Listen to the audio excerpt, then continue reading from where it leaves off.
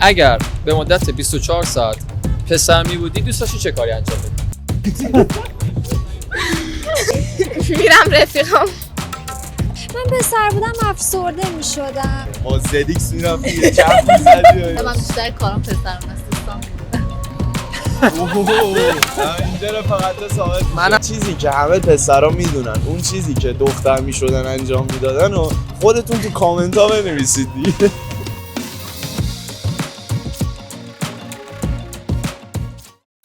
سلام. اسمتون؟ یکتا. اسم شما؟ ملیکا. اسم هریا. شما؟ سنتون هم میگی؟ 16. شما؟ 22. شما؟ 23. خوشبختم. اگر به مدت 24 ساعت پسر می بودی دوست داشتی چه کاری انجام بدی؟ لباسای لشولوش. کامنت میدونن چی میگه. لباسای لشولوش بعد آزادی شی. آره دیگه. آزادی کاری شی. می‌تونی یه کارو مثال بزنی؟ دوازی ماشین بازی. آره دیگه. آره دختر بازی میکنه. با زدیکس میرفتی یه چپ میزدی. شما چطور؟ من خونه میرفتم یه سر میزدم ماهی یه بار. کلا نمیرفتم خونه. کلا بیرون بشم. آره بیرون بودم تا نصف شب پارتی و اشغال و دقیقاً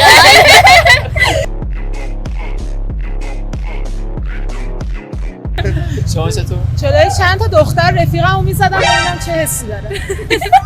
با اینطوری که پسر زاهی کنی. خودم خب میرم آخه پسرا همچین حرکتی رو میکنن جلو چند تا دختر رفیقشون رو میزنم ببینم چه حسی داره. عجب. دارک بیا پس تو. دورسا. دوری. متولد چندی؟ 87. شما؟ من اگه پسر برای بودم 24 ساعت ها. برای 24 ساعت میرفتم با تعداد زیادی دختر میخوابیدم. شما چی؟ پسرها اینجوری هم که تو خیابون دستشویی میکنن. یا خواستی امتحانش کنی؟ اونم میشه دخترونم میشه ولی باید بشینی. 21 سالمه تارم. اگر شما فرضاً پسر می بودین دوست داشتین چه کاری انجام بدین و دنیا رو چطور می‌دیدین؟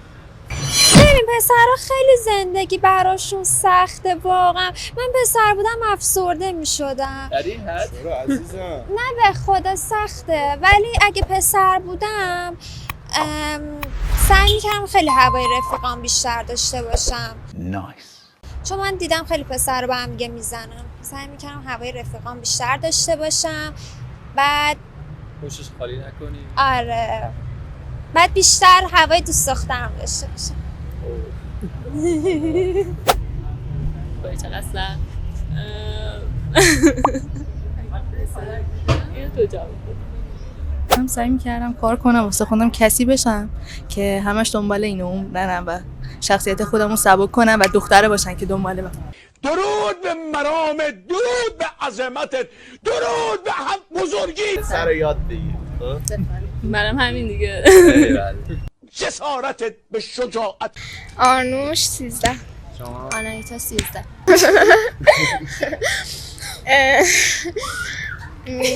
میرم رفیقام.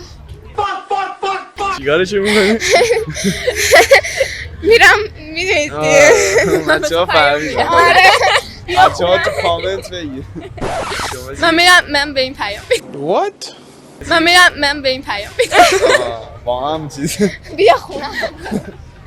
خب اون که داستان گی میشه جفتمون پسر میشه. ما داریم زحمت میکشیم. تریپی که میتونه یه پسر توی جامعه بزنه و اون استایل میرفتم بیرون. کجا؟ بیرون آها. کلا فضای بیرون. بعد همین فقط دیگه به نظرم چیزایی که یه پسر یه دختر دختر نمیتونه نمیتونه رو انجام بده انجام. همون حجابی که ما نداریم. و اینم من بیشتر کارم پسرون است دوستان میدونه.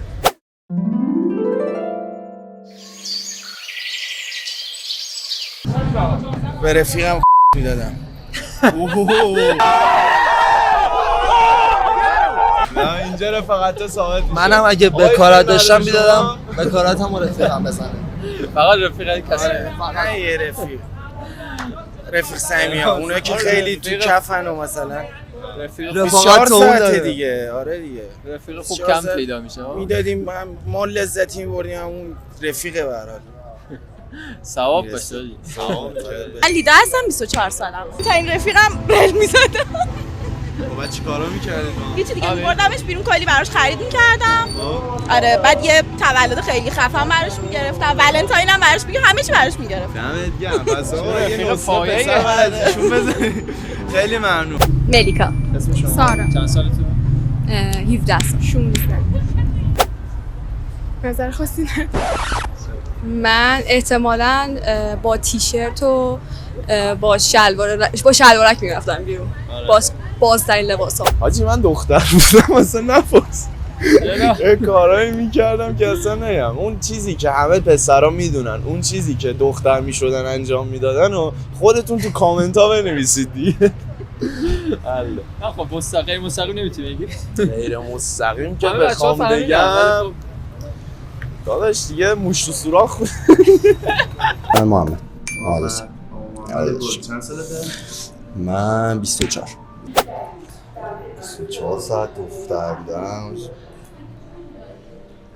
نمیدونم تا روش فکر نکردم. داداش همه پسرم میدونن دیگه. اون چیزی که تو ذهنت رو من نمیدونم. اونو من نمیگم. غیر مستقیم میگم. اونو نمیگم. آخه یه سوال دیگه بپرس.